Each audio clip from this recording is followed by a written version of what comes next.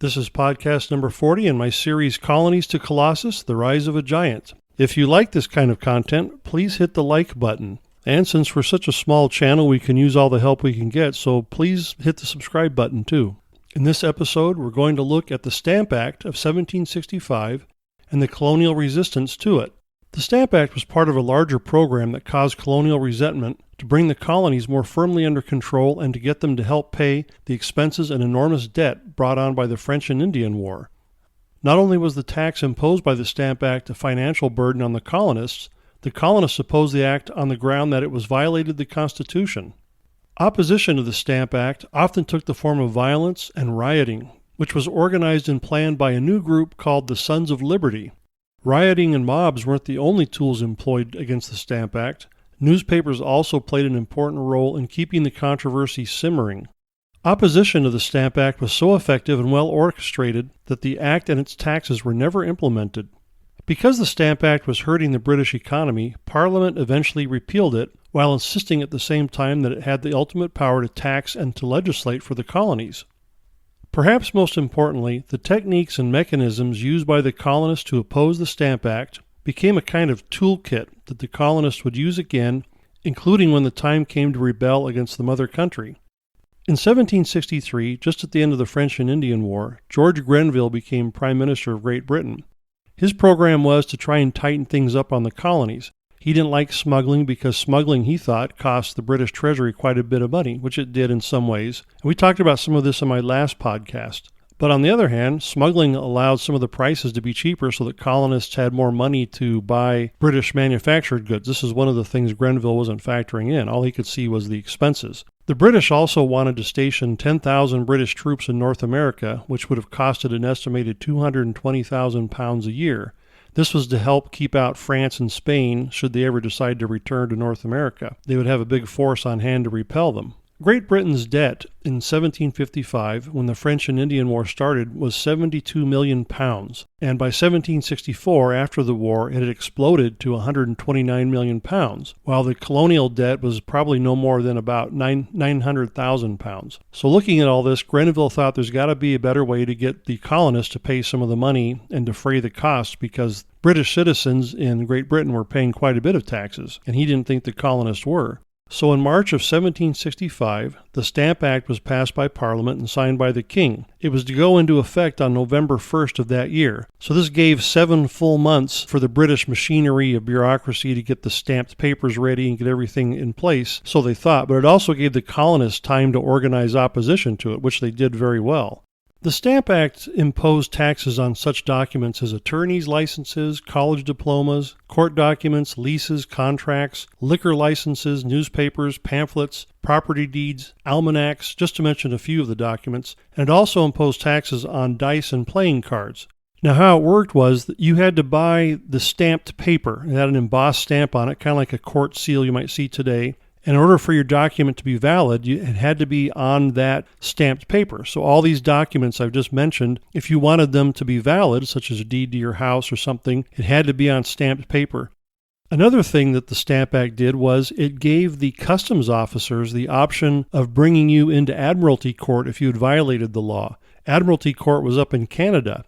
British customs officials had complained for a long time that colonial courts refused to convict fellow colonials. So that's why this particular part of the act was put in there, because colonial juries did not like to find their fellow colonists guilty of anything. So now they could be tried in admiralty courts which had no juries and would be presided over by British officers. These measures naturally outraged the colonists. They felt that their constitutional rights were being violated in several ways, especially with the no jury trials. And royal officials expected there would be some opposition to the Stamp Act, but they believed that, and falsely so, that the act would be self-executing. In other words, even though you might complain about it, you'd still have to buy the stamped paper if you wanted your deed or your college diploma or liquor license or attorney's license to be valid. So they really did assume falsely that would be how it would work out. The colonists would end up just giving in, and that's not how it worked out. As I mentioned earlier, the act was passed in March, but it wasn't set to go into effect until November 1st. So this gave colonial newspapers about 7 months to just hammer away at it, which churned up the people quite a bit. And the newspapers took quite a bit of liberty with the truth. They often had very inflammatory things said or hinted at violence. And they often lied outright about who had backed this. They often blamed the governors or someone else, some other official that was unpopular in the colonies, for having implemented this or persuading Parliament and the king to do this. And the truth really was that many of the governors and other officials in the colonies privately opposed the Stamp Act. For example, Governor Bernard in Massachusetts privately opposed the Stamp Act, but he was being blamed for its passage.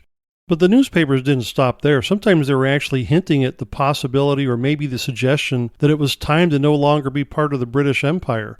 In the Boston Gazette, which was one of the most inflammatory of the newspapers, this little ditty appeared. It says, "Spurn the relation, she's no more a mother than Louis to George a most Christian brother. In French ware and Scotch grown generous and rich, she gives her dear children pox, slavery, and itch."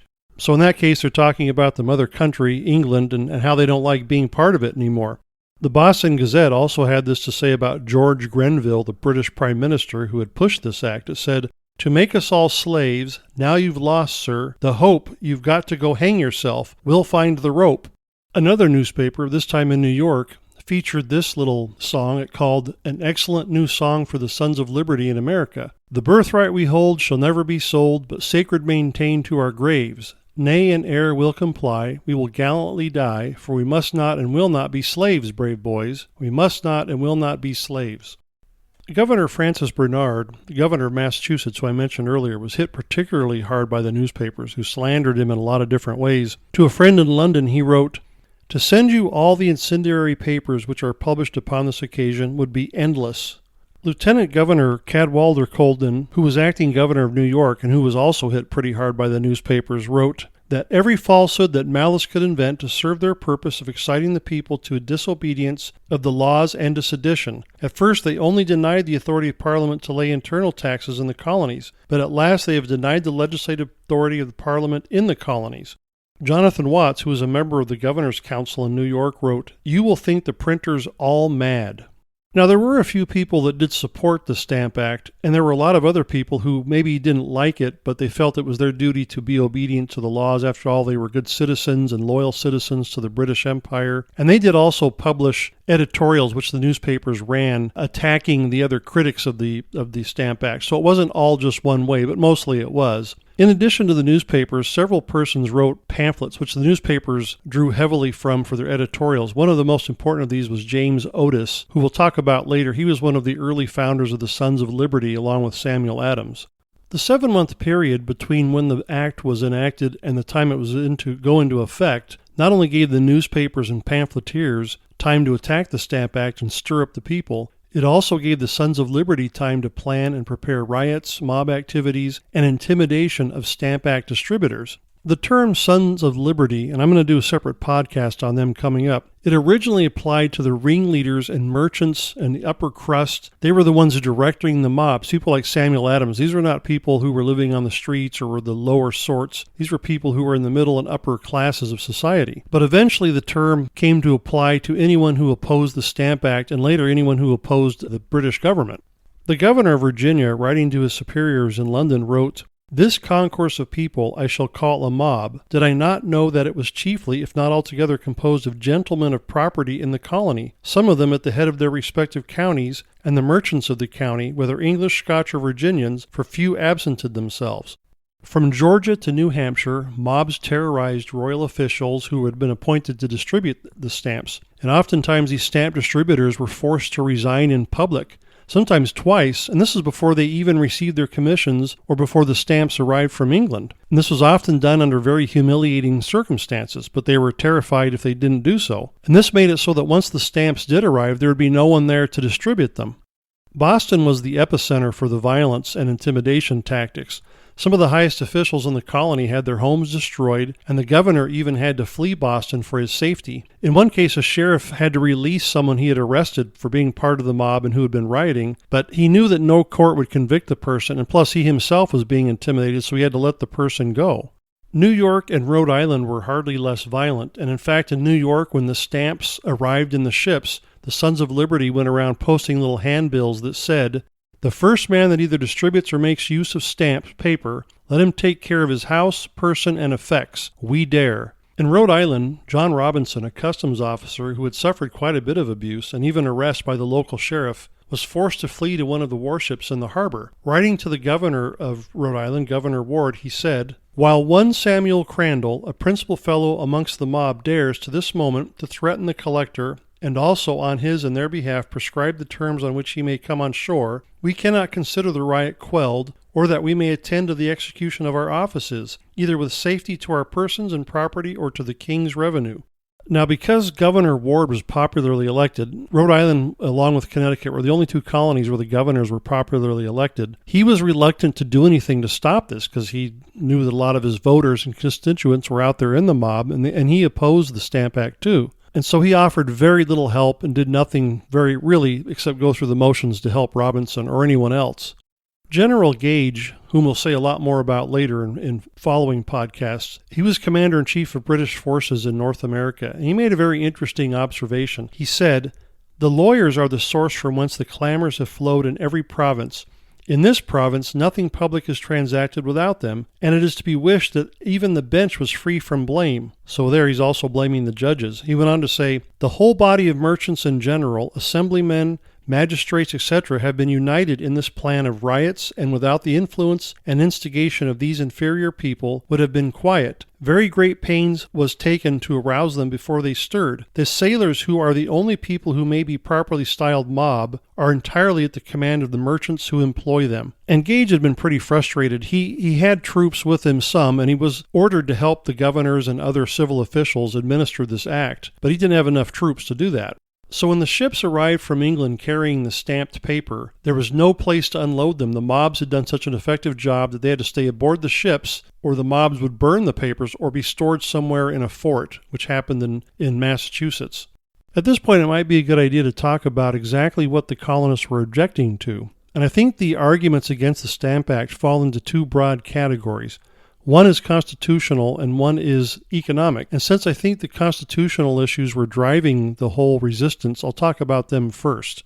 The core constitutional issue had to do with representation in Parliament. If you've been listening to these podcasts, I've talked in several previous ones about Whig political philosophy that the colonists had inherited from England, and one of those political philosophies was that Englishmen are entitled to representation in the legislature, and that it's through the representation in the legislature that they give consent or not consent to the laws that are made that affect them, including taxes. And since the colonists were not represented in Parliament, they had not given their consent to this law, and therefore it was unconstitutional. The argument that the colonists used was that since they were represented in their colonial assemblies, only their assemblies could tax them.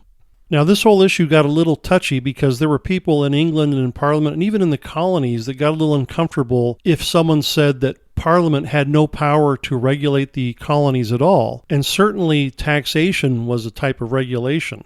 And so the argument arose that Parliament only had the power to impose external taxes and to impose other laws that affected the whole empire, but that when it came to internal taxation, such as what the stamp tax was, that only the colonial assemblies had the right to impose that tax, because that was the place in which the colonists themselves were represented. And so this tap dance about external and internal taxation came up, and some critics of this thought that was ridiculous because, after all, external taxes, say taxes on duties and commodities coming into the colony, which Parliament had always done, those could destroy you as quickly as internal taxes could too. So some people thought that was a ridiculous distinction. Now, I just want to mention quickly the economic factors. I don't think these, in my judgment, based on what's being written, were as important as the constitutional ones, but they were important. Basically, after the French and Indian War ended in 1763, an economic depression had run through the British Empire, especially Great Britain and the North American colonies. So that made life tough already, and then imposing new taxes on top of that would make things even more difficult. And again, the colonies lacked hard money, gold and silver coin. They were relying on paper money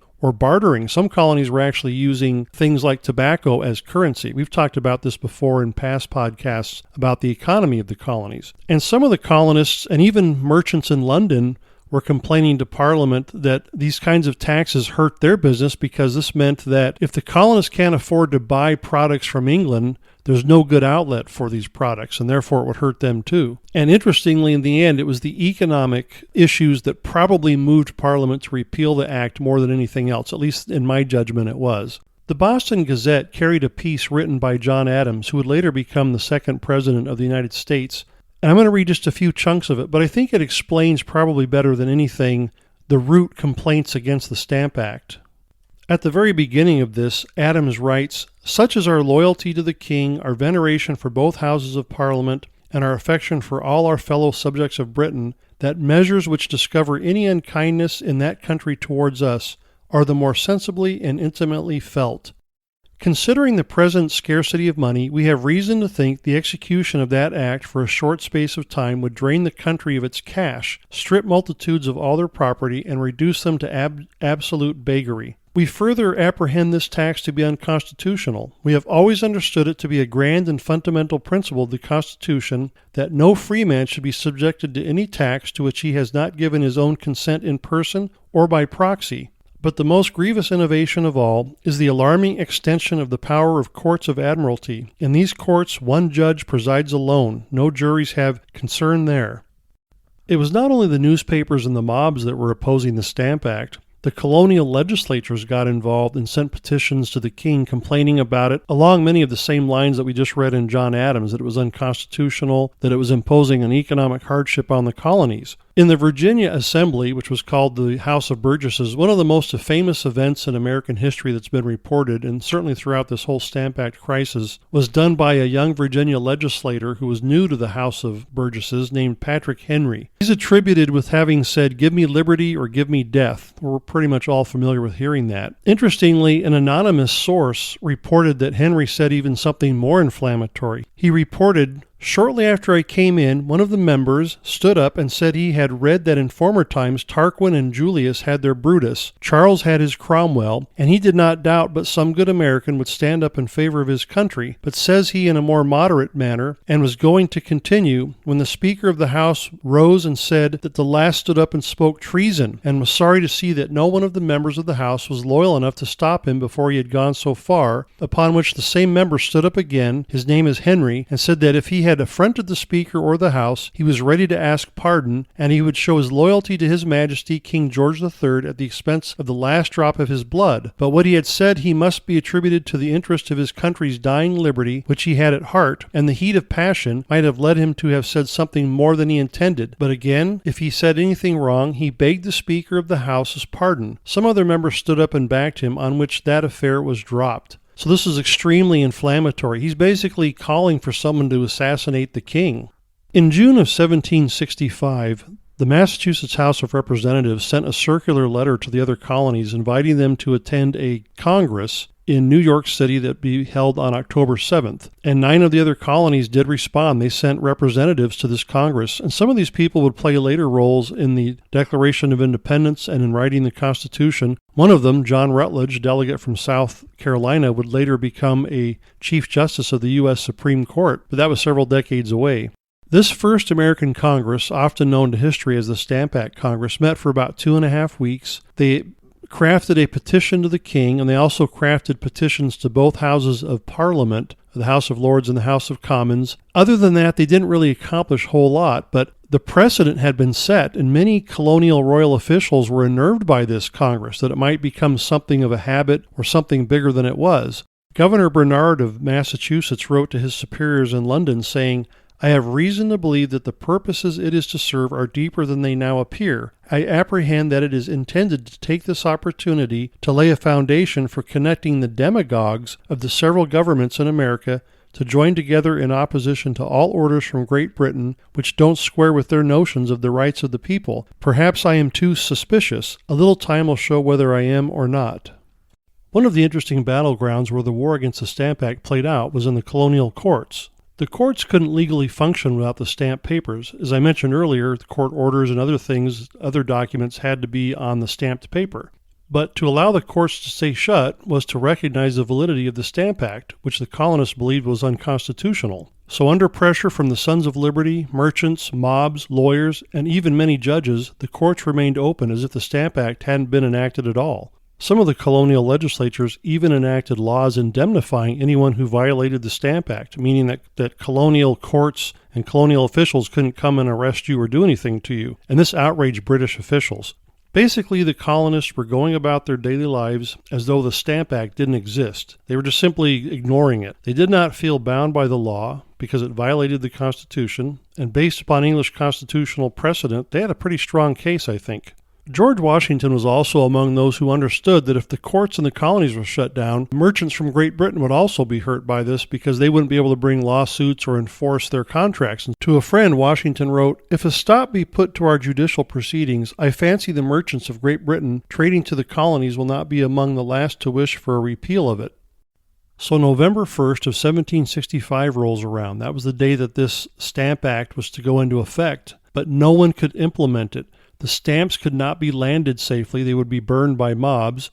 All the distributors who were in charge of selling them had resigned their offices in fear, and customs officials and governors were pointing their fingers at each other, blaming each other and wondering what to do, and so no one knew what to do. In addition to this, American colonists had started doing boycotts of English goods, and they started making their own goods and buying less, and this was really hurting English merchants, and English merchants had a pretty big influence in Parliament, in the House of Commons. So all this pressure together made Parliament reconsider things. And by the end of the year, there was talk of actually repealing the act. And this was hugely embarrassing and frustrating to British officials in London that this had happened.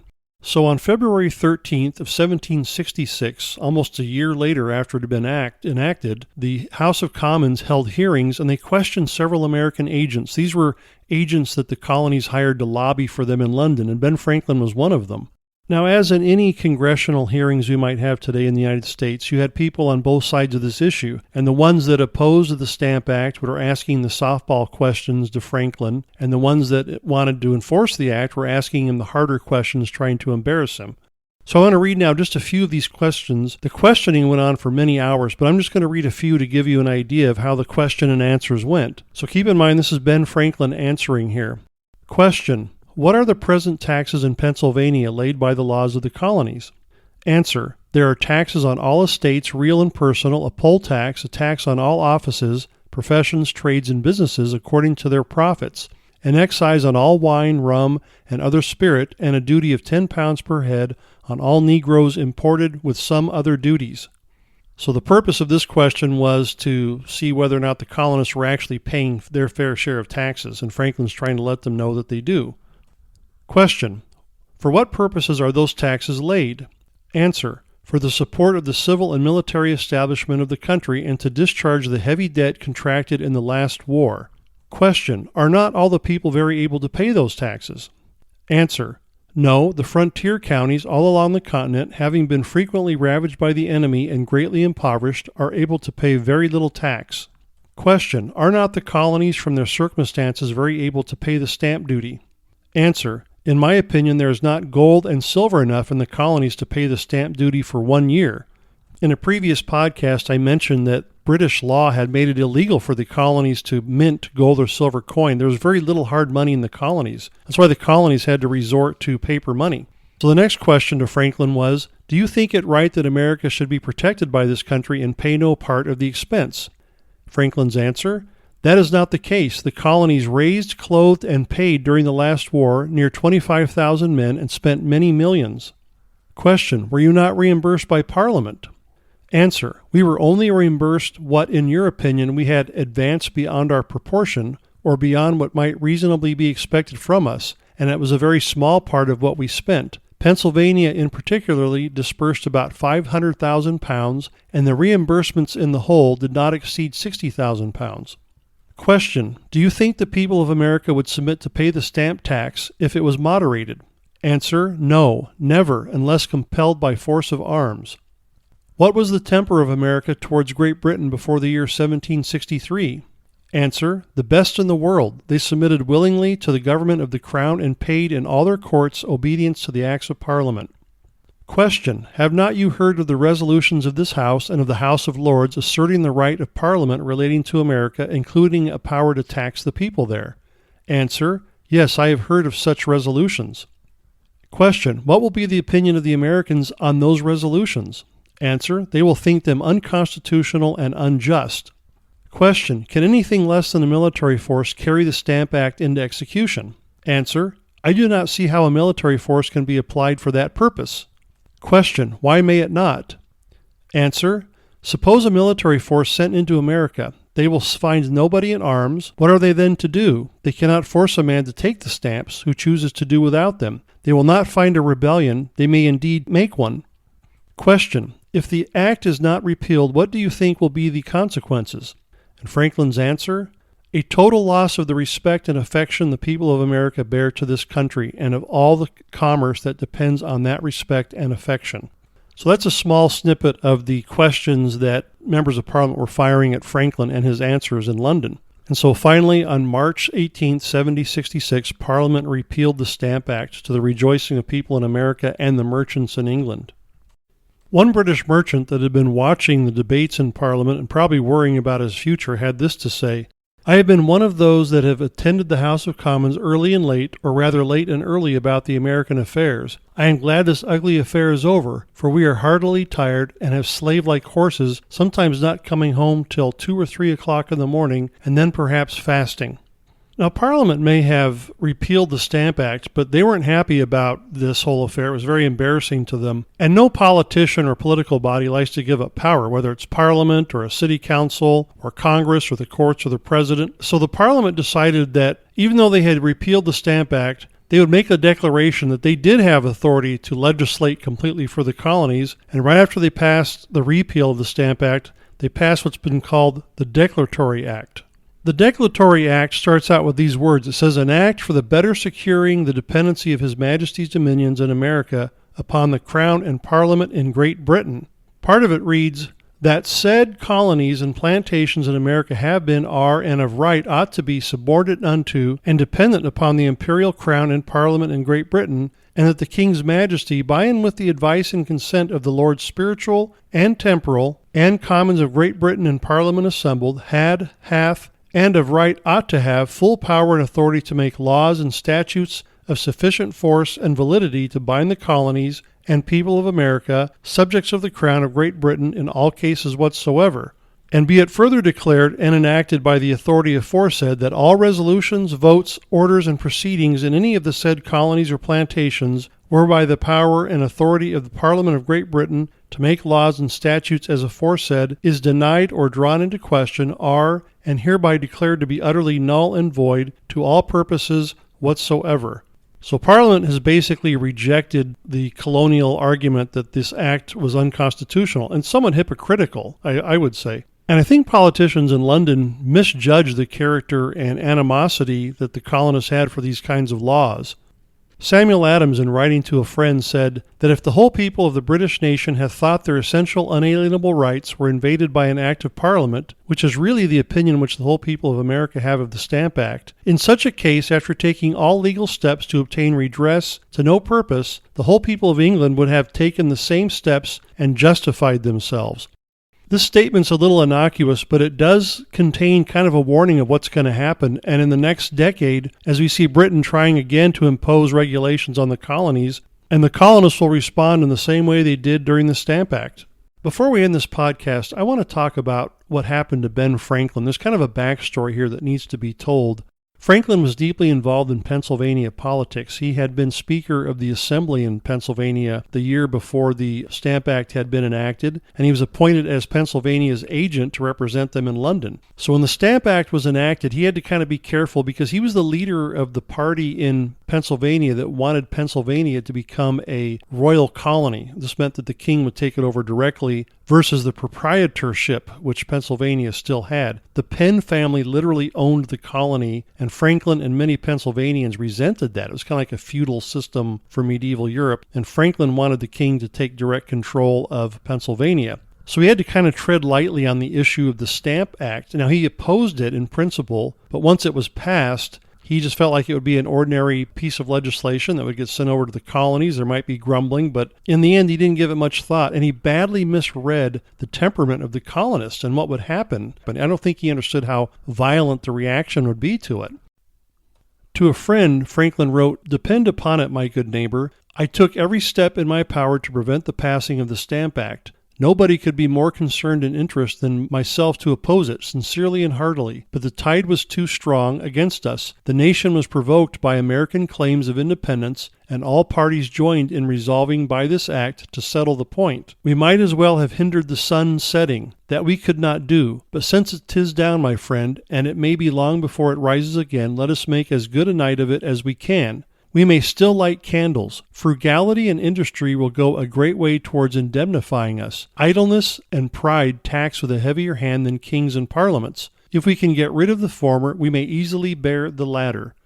So as was the custom back then, colonial leaders were often asked who they wanted to appoint in positions of power or administration, and when the Stamp Act was passed, stamp collectors had to be appointed in each colony to oversee and distribute the stamps and hire underlings. And so they asked Franklin who they thought would be a good pick. He named a friend of his, a guy named last name of Hughes, and didn't think too much about it until the rioting started happening, and Hughes himself was attacked and threatened by the mob. Once the mob started threatening Hughes's house, he started sending letters to Franklin, one of which read, "Our clamors run very high, and I am told my house shall be pulled down and the stamps burnt.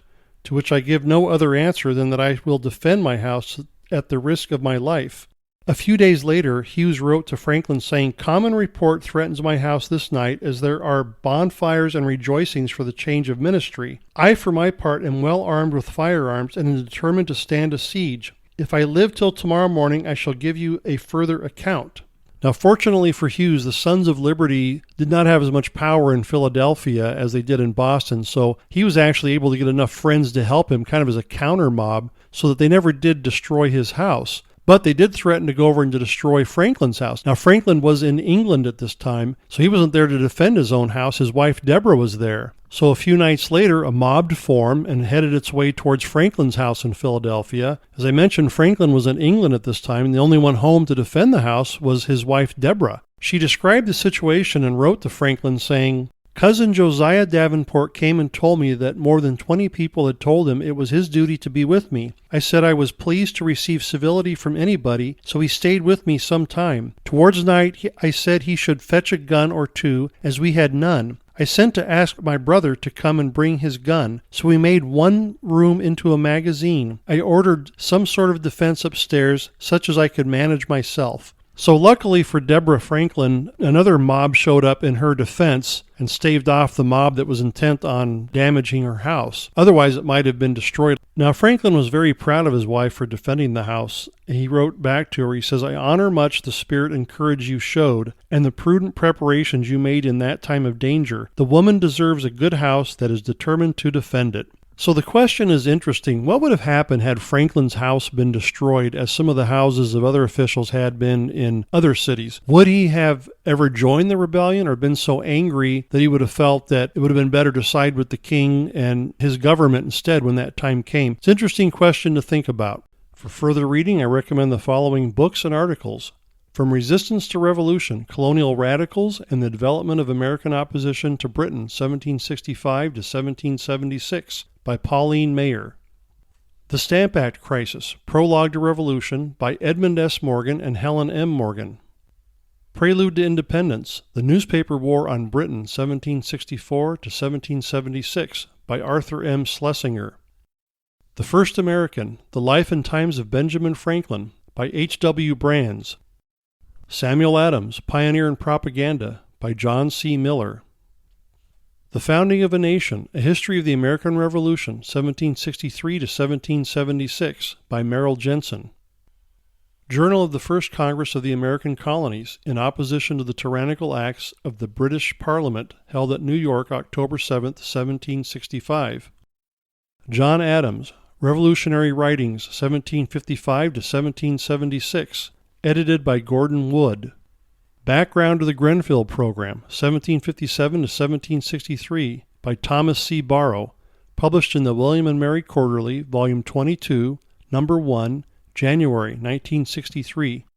The Lawyers of New Jersey and the Stamp Act, by Anton Herman Kraust, published in the American Journal of Legal History, Volume 6, Number 3, July 1962. British Ministers and American Resistance to the Stamp Act, October through December 1765, by John Bullion, published in the William and Mary Quarterly, Volume 49, Number 1, January 1992. Cadwallader Colden and the New York Stamp Act Riots, by F. L. Engelman, published in the William and Mary Quarterly, Volume 10, Number 4, October 1953. The Virginia Legislature and the Stamp Act, by E. J. Miller, published in the William and Mary Quarterly, Volume 21, Number 4, April 1913. The Stamp Act Crisis in the British West Indies, by Donna J. Spindle, published in the Journal of American Studies, Volume 11, Number 2, August 1977. Effects of the Stamp Act on Colonial Pennsylvania Politics, by Benjamin H. Newcomb, published in the William and Mary Quarterly, Volume 23, Number 2, April 1966. And The Repeal of the Stamp Act, by Helen Henry Hodge, published in Political Science Quarterly, Volume 19, Number 2, June 1904.